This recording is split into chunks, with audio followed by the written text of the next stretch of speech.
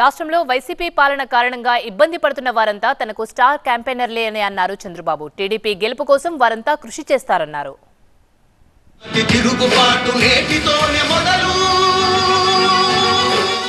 రాష్ట్రాన్ని వైసీపీ అన్ని రకాలుగా నాశనం చేసిందని మండిపడ్డారు టీడీపీ అధినేత చంద్రబాబు. వైసీపీ పాలనలో ప్రజలు అల్లాడిపోతున్నారని ఆరోపించారు. ఏపీ మళ్లీ అన్ని విధాలుగా అభివృద్ధి చెందాలంటే టీడీపీ జనసేన కూటమి అధికారంలోకి రావాలన్నారు. పీలేరు, ఉరవకొండలో జరిగిన రా కదలిరా సభల్లో పాల్గొన్న బాబు జగన్ ప్రభుత్వంపై తీవ్ర విమర్శలు గుప్పించారు. అవినీతి డబ్బుతో ఎన్నికల సభల కోసం పెద్ద పెద్ద ఫ్లెక్సీలు సిద్ధమని పెడుతున్నారని ఆరోపించారు. వాళ్లు వై నాట్ 175 అంటున్నారని, తాము వై నాట్ పులివెందులా అంటున్నామని చంద్రబాబు అన్నారు. మొన్నటి వరకు అన్నాడు 175కు 175 గెలుస్తా ఉన్నాడా లేదా? వై నాట్ కుప్పం అన్నాడా లేదా? ఈరోజు పీలేరు సభలో చెప్తున్నా వై నాట్ పులివెందులా.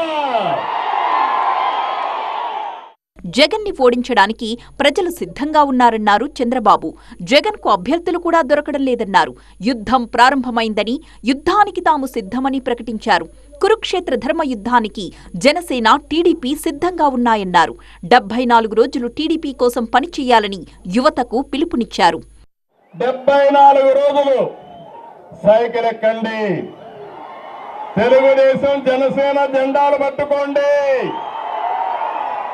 ఇంటింటికి వెళ్ళండి, ప్రజలకు నచ్చజెప్పండి.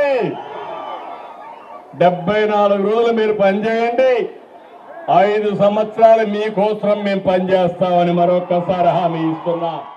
రాష్ట్రంలో వైసీపీ పాలన కారణంగా బాధపడుతున్న వారంతా తనకు స్టార్ క్యాంపెయినర్లే అన్నారు చంద్రబాబు. వారంతా టీడీపీ గెలుపు కోసం కృషి చేస్తారన్నారు.